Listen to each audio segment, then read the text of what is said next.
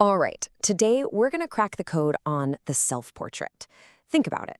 Long before the first selfie, artists were turning their gaze inward, creating something so much more than just a picture of a face. And we're about to decode the secret messages they left behind for us.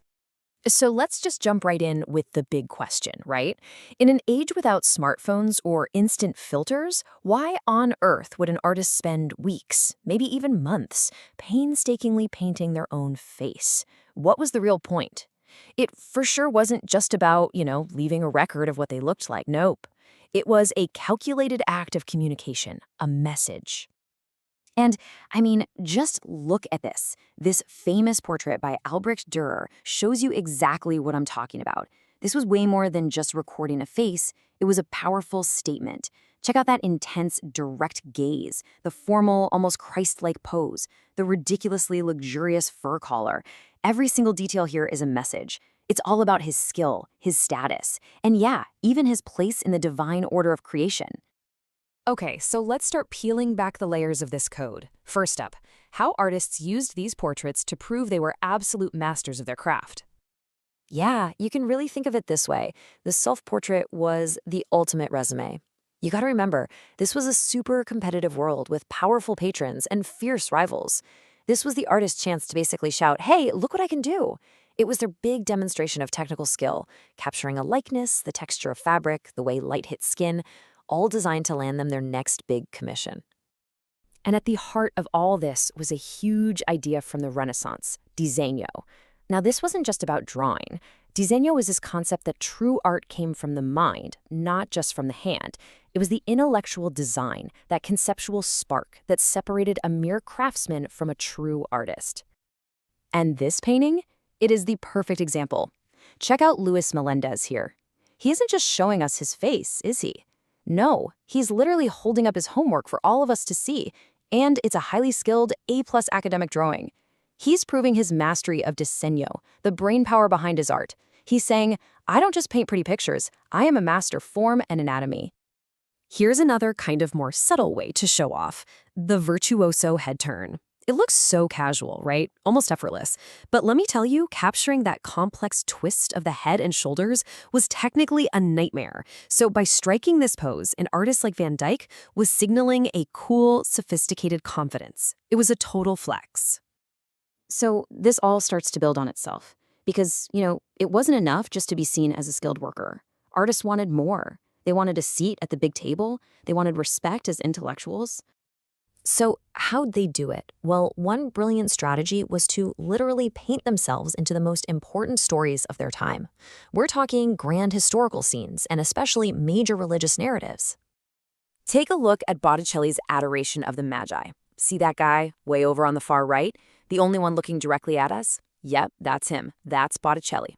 He's what's known as a figura in assistance, an assisting figure. He's not the main character, but he's positioning himself as a privileged witness, placing himself right there alongside the powerful Medici family, who also happened to be in the painting. Talk about networking. But maybe the boldest move of all came from Raphael. In his absolute masterpiece, The School of Athens, he filled the scene with the greatest scientists, philosophers, and thinkers in all of human history. And then, hidden in the crowd on the right, he just casually paints himself in. Just think about what he's doing here. This is so much more than a cameo. By placing himself in this scene, Raphael is making this huge argument. He's claiming a place for all artists right there among the great thinkers. He's declaring that the act of creation is an intellectual pursuit, just as vital as philosophy or math. And this drive for intellectual status brings us to the most personal layer of the self-portrait.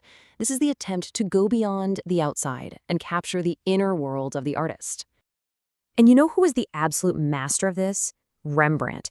He used the direct gaze as a tool to completely shatter the barrier between the painting and the viewer. Look at this etching. It's so raw, it's not idealized at all, the furrowed brow, the intense eyes.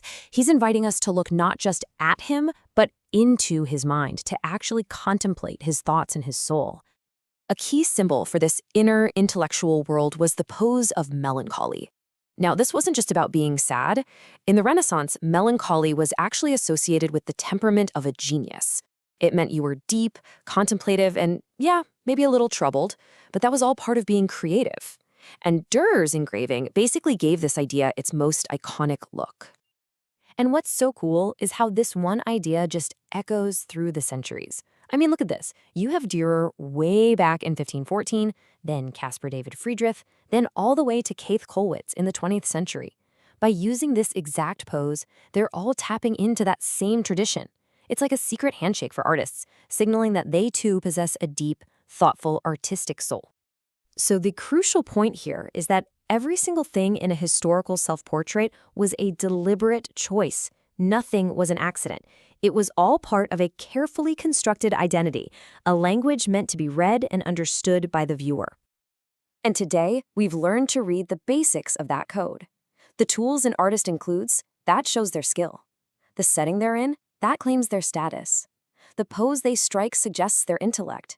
And their gaze, that can be an invitation to glimpse their very soul. And the story they paint themselves into, that's their bid for a lasting legacy. And this kind of brings us full circle, doesn't it? In our world of curated feeds and endless selfies, these old paintings are a pretty powerful reminder. Every image we create of ourselves tells a story about who we are and who we want to be. So the real question is, what story is your self-portrait telling?